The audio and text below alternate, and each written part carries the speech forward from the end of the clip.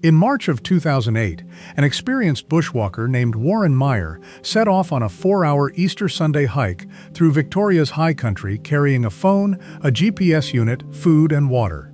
He had arranged to meet his wife and friends for lunch afterward. He never arrived.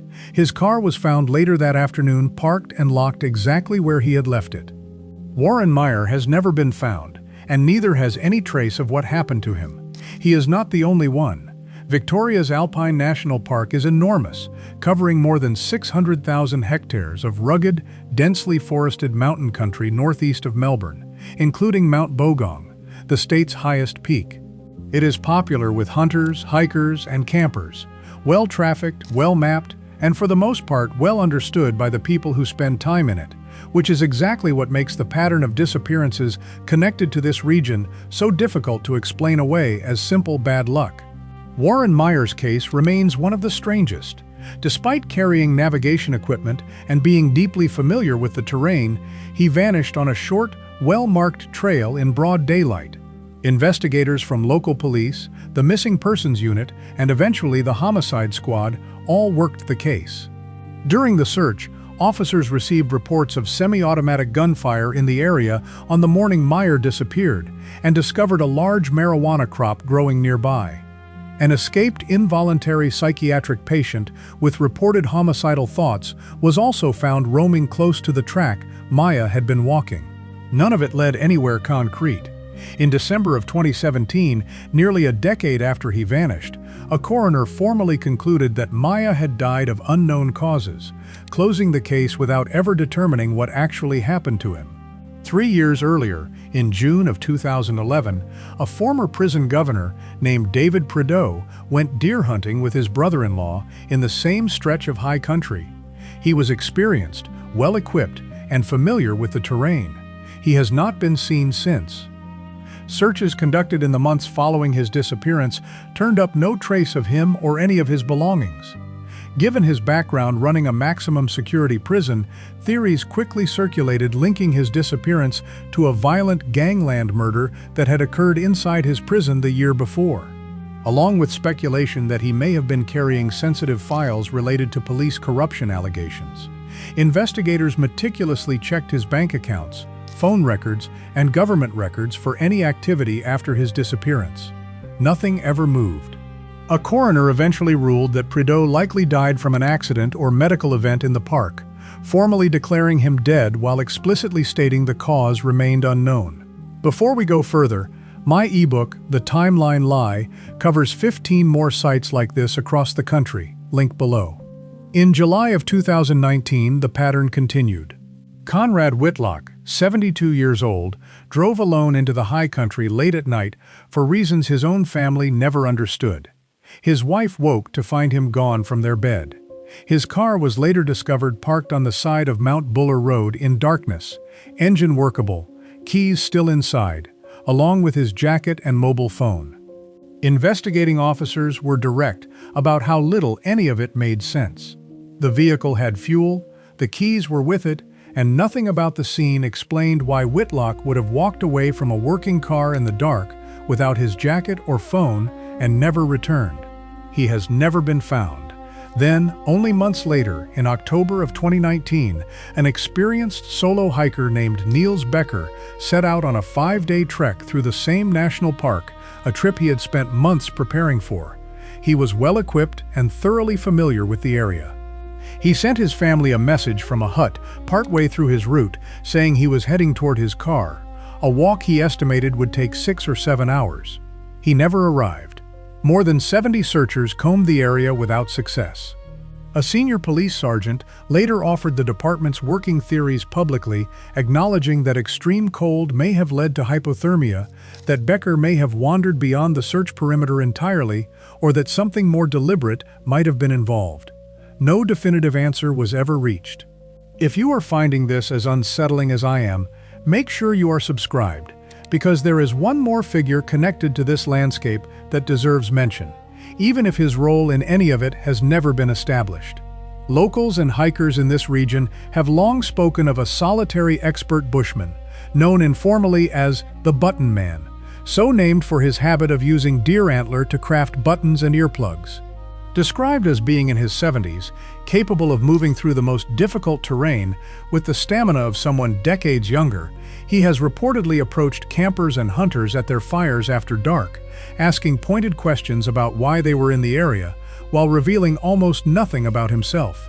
Several experienced bushmen have described the encounter as genuinely frightening, one recalling a stare intense enough to raise the hair on the back of his neck. Police from the missing persons squad eventually located and spoke with him directly. He was found to have no criminal record, and officers came away from the conversation with no new information about any of the disappearances connected to the region. Whatever his actual involvement, if any, the Button Man has never been formally linked to a single case, and continues to be occasionally sighted around the town of Mansfield and throughout the surrounding bush to this day. What makes this cluster of disappearances so difficult to dismiss as simple coincidence is the specific combination of circumstances involved. These were not inexperienced tourists wandering into terrain they didn't understand. Maya carried navigation equipment. Prideaux and Becca were both intimately familiar with the region. Whitlock's vehicle was found in perfect working order, its driver simply gone. Crime writer Andrew Rule, discussing the pattern publicly in 2020, summarized the growing unease succinctly. One person going missing in rugged country is a tragedy easily explained by misadventure. Two starts to feel like an unfortunate pattern. Four within a relatively contained span of years, and geography becomes, in his words, considerably more interesting. It is worth being clear about what separates this from a straightforward unsolved mystery. Investigators have not ignored these cases. Multiple coronial inquests have been held. Search and rescue operations have deployed dozens, sometimes over 70 personnel at a time. Homicide detectives have been brought in. Bank records, phone data, and government service usage have all been checked and rechecked for any sign of activity after each disappearance. None of it has produced an answer. The mystery here is not a lack of investigation. It is the genuine documented failure of thorough investigation to produce one. The terrain itself offers part of an explanation, and it would be dishonest to leave it out. The Victorian High Country is genuinely dangerous, prone to sudden, severe weather shifts, steep and disorienting terrain, and vast enough that a body could plausibly remain undiscovered for years, or indefinitely, in dense bushland far from any form track. Hypothermia, falls, and medical emergencies are all real, and statistically far more likely explanations than anything more sinister. Coroners in both the Wire and Prideaux cases explicitly avoided concluding foul play, favoring accident or unknown natural causes instead, based on the complete absence of any evidence pointing toward violence. And yet, terrain alone has never fully satisfied everyone following these cases closely, including some of the investigators themselves. Whitlock's abandoned, fully functional car remains difficult to reconcile with an ordinary accident. Becker's clear, confident final message about his route, followed immediately by total silence, sits uneasily against a straightforward account of getting lost.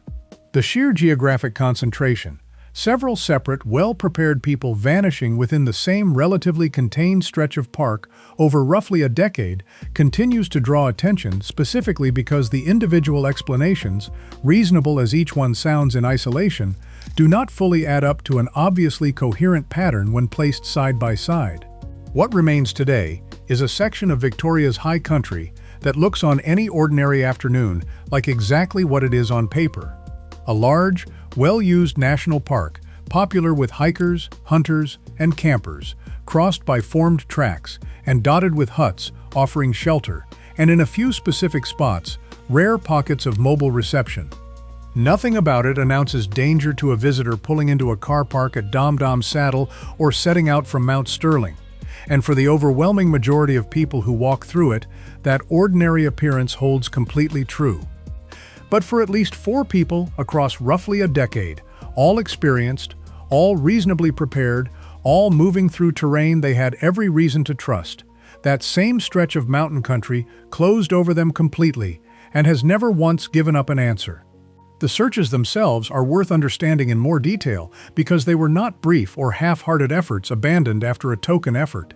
The operation for Niels Becker alone involved more than 70 personnel combing difficult, densely forested terrain across multiple days, supported by aerial searches and specialist alpine rescue teams familiar with exactly this kind of country. Prideaux's disappearance triggered searches stretching across several months rather than days, revisiting the area repeatedly as new information or theories emerged. Whitlock's case drew immediate police attention specifically because of how little sense his abandoned vehicle made. A fully functional car simply left running in the dark, prompting search teams to treat the surrounding bushland as an active crime scene, rather than a routine missing person inquiry. Meyer's search escalated through 3 separate investigative units over the following years, each one working the same fundamental problem from a different angle. Without ever converging on an explanation any of them found fully satisfying. That level of sustained professional effort matters because it rules out the simplest, dismissive explanation. That these cases remain unsolved purely because nobody looked hard enough. Trained search and rescue personnel, homicide detectives, and coroners, with decades of combined experience investigating exactly this kind of Australian wilderness case, all work these files in some instances for years, and none of them produced a conclusive account of what actually happened. In each case, the official record ultimately settled on some version of the same conclusion. Probably an accident. Possibly exposure. Cause, in the end, unknown. For families of the missing, that kind of open-ended conclusion carries a particular weight that a clean, if tragic answer would not. There is no grave to visit. No confirmed sequence of events to eventually make peace with. Only the same stretch of mountain forest that swallowed someone they loved, still standing exactly where it always has, giving nothing back.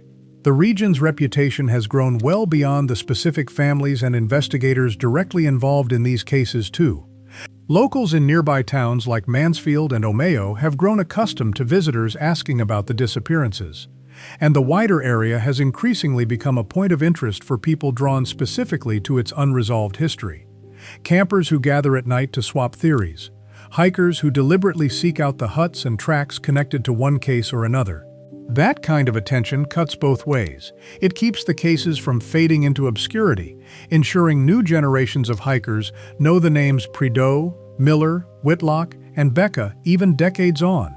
It has also occasionally blurred the line between genuine interest and speculation untethered from any actual evidence. With theories ranging from entirely plausible to wildly unlikely circulating with equal confidence in online forums and campfire conversations alike. What tends to get lost in that speculation is how genuinely ordinary each of these men's final movements looked right up until the moment they stopped. Maya texting no one, simply expected for lunch. Prideaux heading out with his brother-in-law for what should have been a routine hunting trip. Whitlock climbing into bed beside his wife like any other night. Becca sending a calm, confident message about a straightforward 6-hour walk back to his car. None of them left behind any indication they anticipated danger. Whatever happened to each of them arrived without warning in terrain they had every reason to trust, and took them without leaving behind the kind of evidence that might have explained it to anyone left searching afterward.